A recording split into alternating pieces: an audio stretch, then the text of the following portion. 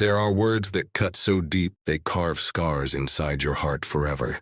And sometimes those words echo louder than any scream and follow you into every room you enter and every mirror you face. And for me, those words were spoken by my sister, one winter evening when the sky was gray and the air was heavy with silence. And she turned to me with that cruel smirk and said, "No one will ever love you."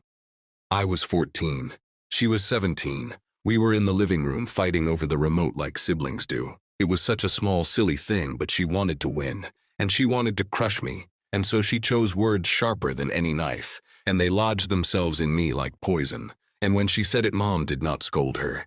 Dad did not defend me. Instead, they laughed, and the laughter made it worse because it meant they believed her. And so I believed her too. She was the golden child, beautiful, confident, adored. She was the one my parents bragged about at dinners. She was the one who filled the photo albums with achievements and smiles. And I was the one who stood in corners. The one they forgot to pick up, the one who never measured up. So when she said those words, I thought maybe it was true. Maybe I was not meant to be loved. But here is the thing about poison: if you survive it long enough, you learn to resist it.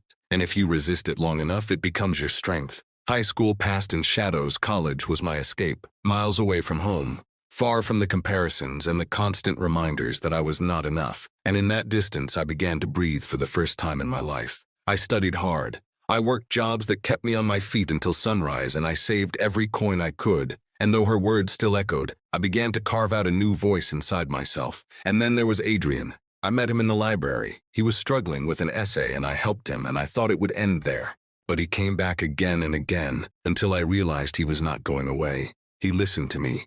He laughed with me. He looked at me like I mattered. He asked questions no one had ever asked me before. What do you want? What makes you happy? And every time I heard his voice, I felt the prophecy my sister had thrown at me begin to crack just a little.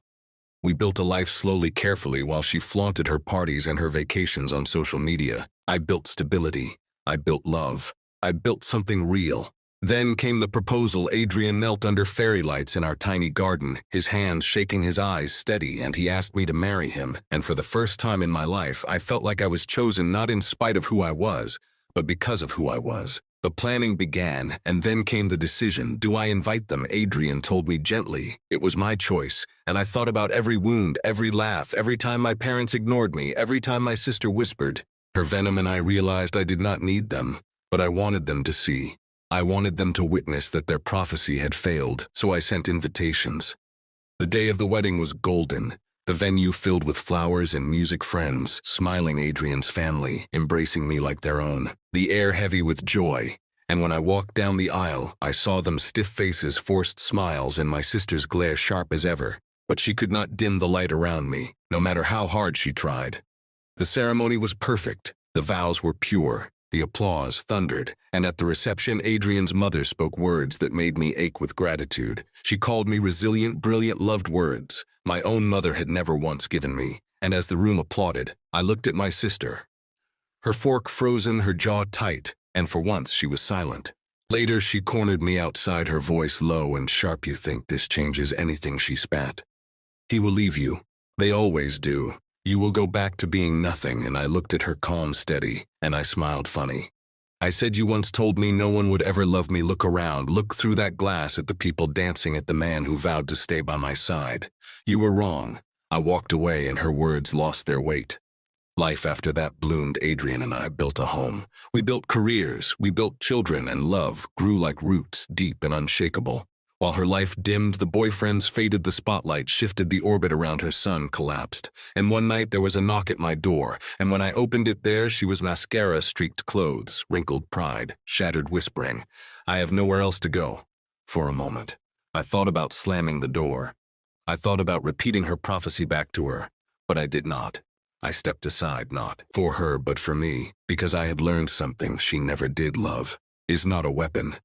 It is a choice. She stayed one night, then she left, and we never became close. But she never repeated those words to me, because she knew, because she had seen, and because I had lived, and I understood.